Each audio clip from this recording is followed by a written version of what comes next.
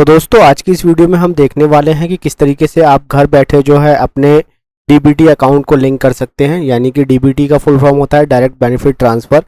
सरकारी स्कीम का लाभ अगर आप लेना चाहते हैं, यानी कि कोई भी अगर आपने गवर्नमेंट फॉर्म भरा है जिसके थ्रू कि आपको गवर्नमेंट की तरफ से जो है कुछ राशि दी जाती है एक सहायता के तौर पर। फॉर एग्जाम्पल आपने अगर जो है शौचालय योजना के लिए अप्लाई किया हुआ है, या फिर जो है गरीब आवास योजना के लिए आपने अप्लाई किया हुआ है, या फिर जो है कुछ महिलाओं ने जो है मातृ वंदना योजना के लिए अप्लाई किया हुआ है, या फिर आपने मान के चलिए विश्वकर्मा योजना के लिए अप्लाई किया हुआ है।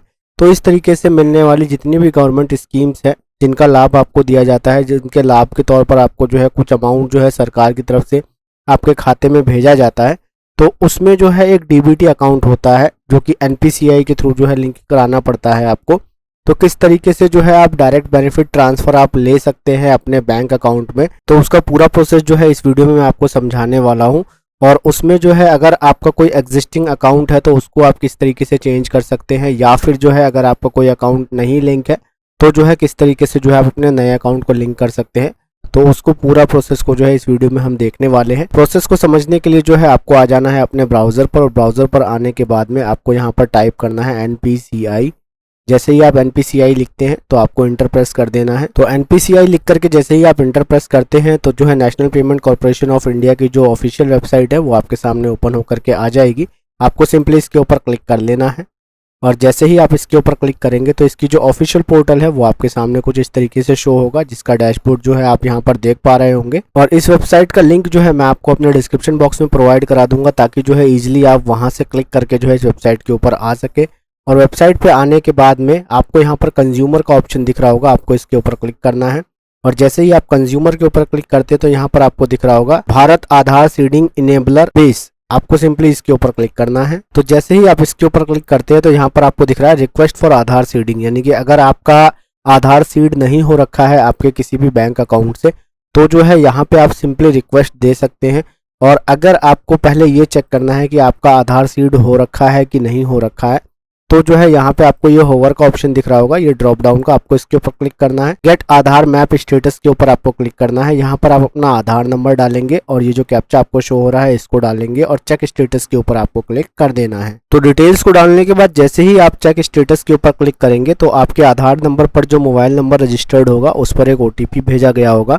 उस OTP को आपको यहाँ पर इंटर कर देना है, और OTP इंटर करने के बाद आपको सिंपली सबमिट के ऊपर क्लिक करना है। तो OTP इंटर करने के बाद जैसे ही आप सबमिट करते हैं तो आपके आधार कार्ड में जो भी बैंक जो है वो मैप होगा डीबीटी के लिए, यानी कि डायरेक्ट बेनिफिट ट्रांसफर के लिए NPCI पोर्टल पर, वो आपको यहाँ पर दिख जाएगा। आपको आपका यहाँ पर आधार नंबर दिख रहा होगा, मैपिंग स्टेटस में आपको दिख रहा है कि इनेबल्ड फॉर डीबीटी, यानी कि आपका बैंक अकाउंट जो है, यानी कि आपका आधार जो है वो डायरेक्ट बेनिफिट ट्रांसफ़र के लिए इनेबल है।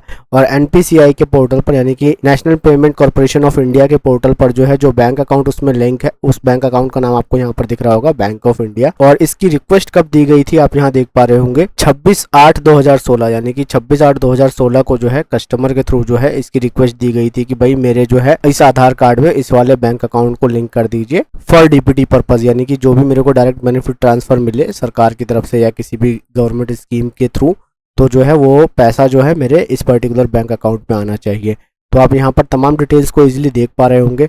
और अब हम बात कर लेते हैं कि भाई अगर आपको जो है आपके बैंक अकाउंट को चेंज करना है, यानी कि आपने यहाँ पर देख लिया कि भाई आपका जो बैंक अकाउंट लिंक है, आपका वो बैंक अकाउंट आपने क्लोज कर दिया है, या फिर जो है अब वो इनऑपरेटिव हो गया है, आप उसको ऑपरेट नहीं करते हैं और आप चाहते हैं कि आपके बैंक अकाउंट को आप बदलें, तो जो है किस तरीके से जो है एग्जिस्टिंग बैंक अकाउंट को आप चेंज करके एक नया बैंक अकाउंट जो है आपके NPCI पोर्टल पर लिंक कर सकते हैं, जिससे कि आपको डायरेक्ट बेनिफिट ट्रांसफ़र जो होता है वो आपके दूसरे अकाउंट में मिल सके या आपको उसमें दिया जा सके।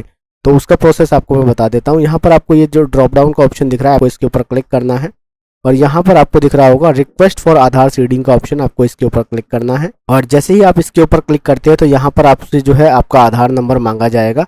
उसके बाद जो है यहाँ पर आपको जो है रिक्वेस्ट टाइप पूछा जाएगा, आप सीडिंग कराना चाहते हैं या डी सीडिंग कराना चाहते हैं। तो हमारे केस में जो है हम सीडिंग कराना चाहते हैं। तो जैसे ही आप सीडिंग सेलेक्ट करेंगे ना तो यहाँ पर आपको सीडिंग टाइप पूछेगा कि आप फ्रेश सीडिंग कराना चाहते हैं। फ्रेश सीडिंग उन लोगों के लिए है जो कि जिनका जो है कोई भी बैंक अकाउंट जो है लिंक नहीं है NPCI पोर्टल पर। तो मैंने बता दिया आपको कि किस तरीके से चेक करना है आपका बैंक अकाउंट लिंक है कि नहीं है। तो अगर आपको जो है लिंक दिखता है तो जो है उस सिचुएशन में आप यहाँ पर दो ऑप्शन और दिख रहे हैं, इन दोनों में से किसी एक को सेलेक्ट करेंगे तो वो भी मैं आपको समझा देता हूँ। और अगर लिंक नहीं दिखता है तो आप फ्रेश सीडिंग को सिलेक्ट करेंगे, और अगर लिंक आपको दिखता है और आप चेंज करना चाहते हैं तो चेंज करने के 2 ऑप्शन है। पहला देख पा रहे होंगे आप, movement with in same bank with another account, यानी कि जो बैंक आपका उसमें है, जैसे कि हमने देखा था कि बैंक ऑफ इंडिया है, तो जो है अगर आपका बैंक ऑफ इंडिया ही दूसरा बैंक है यानी कि अकाउंट नंबर अलग है, तो जो है आप उस सिचुएशन में ये वाला ऑप्शन सेलेक्ट करेंगे।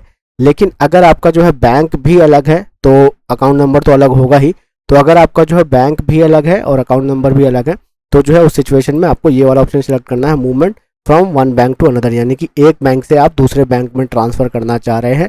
और ये वाला ऑप्शन उनके लिए है कि एक ही बैंक में जो है आप दूसरे अकाउंट नंबर पर आप पैसा लेना चाह रहे हैं। ठीक है, तो ये तीनों ऑप्शन मैंने आपको समझा दिए। अगर आपका फ्रेश केस है तो आपको ये वाला सेलेक्ट करना है, और अगर सेम बैंक अकाउंट में आप दूसरे बैंक अकाउंट नंबर को देना चाहते हैं, यानी कि आपका बैंक तो सेम है लेकिन खाता उसका जो है अकाउंट नंबर जो है वो अलग है, तो आपको ये चूज करना है। और अगर आपका जो है बैंक अलग है, ठीक है, तो जो है आपको ये वाला ऑप्शन चूज करना है। और उसके बाद जो है जो डिटेल्स आपसे यहाँ पर आगे पूछी जा रही है उन डिटेल्स को आप डालेंगे। जैसे कि आपको यहाँ पर सेलेक्ट योर बैंक चूज करने का ऑप्शन आएगा, तो जैसे ही आप इसके ऊपर चूज करेंगे तो यहाँ पर आपको कुछ बैंक शो हो रहे हैं। पहले यहाँ पर 3 से 4 ही बैंक थे, अभी और ऐड कर दिया गया है। और जिन लोगों को जो है फ्रेंड्स अगर आपको कुछ बैंक शो नहीं होते हैं तो आप कुछ दिन के लिए और इंतज़ार कर लीजिए। और अगर आपको लगता है कि भाई आपको अर्जेंट ही चेंज कराना है तो आप अपने नज़दीकी बैंक में जाकर के अपना NPCI करवा सकते हैं।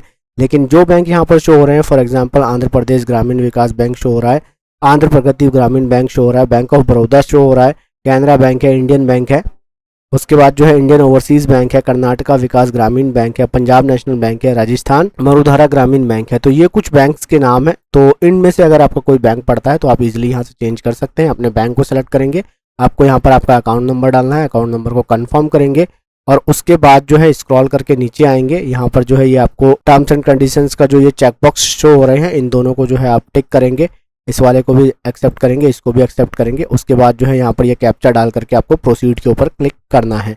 और प्रोसीड के ऊपर क्लिक करने से पहले एक बार आप यहाँ पर देख लें, मैं आपको ये बता दे रहा हूँ, यहाँ पर जो है सेशन एक्सपायर्स इन, आपको एक टाइम लिमिट दिखा रहा है जो कि आपका 8 से 9 मिनट के अंदर में ये सेशन एक्सपायर हो जाता है। तो अगर आप जो है जल्दी फिल नहीं कर पा रहे हैं तो जो है इस सेशन को एक्सपायर होने दें, या फिर इस वेबसाइट के ऊपर आप दोबारा से आए, एक बार रिफ्रेश कर लें इस पेज को, फिर आप लॉगिन करें और जल्दी जल्दी अपने फॉर्म को फिल कर लें। क्योंकि अगर आप जो है इस टाइम पर फिल करेंगे और प्रोसीड के ऊपर क्लिक करेंगे तो जो है मान के चलिए अगर आपका सेशन एक्सपायर होने में 1 या 1.5 मिनट बचा है तो आगे अगर जो है जो प्रोसेस आगे अभी होगा मैं आपको दिखा देता हूँ। प्रोसीड पर क्लिक करने के बाद क्या शो होगा आपको, ठीक है, तो उस प्रोसेस को अगर आप फॉलो करते हैं और आपका सेशन एक्सपायर हो जाता है तो आपको दिक्कत हो सकती है।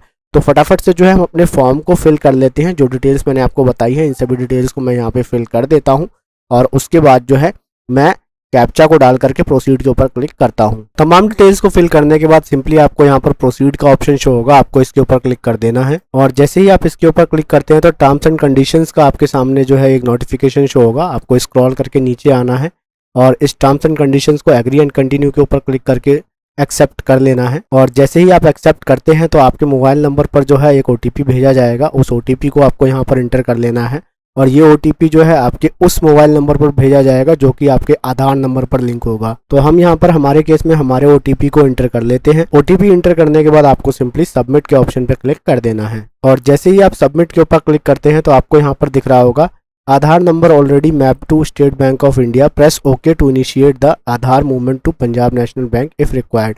तो आपको यहाँ पर बताया गया है कि भाई आपका आधार कार्ड जो है वो ऑलरेडी जो है स्टेट बैंक ऑफ इंडिया से मैप है और अगर आप चाहते हैं कि भाई आप जो है अपने आधार को जो है दूसरे बैंक में लिंक करना चाहते हैं तो आपको ओके के ऊपर प्रेस करना है। तो हम जो है हमारे आधार कार्ड को दूसरे बैंक में लिंक करना चाहते हैं तो सिंपली हम ओके के ऊपर प्रेस करेंगे। तो जैसे ही आप ओके के ऊपर प्रेस कर देंगे तो आपका जो है एग्जिस्टिंग बैंक अकाउंट जो है वो दूसरे बैंक अकाउंट पर लिंक हो जाएगा।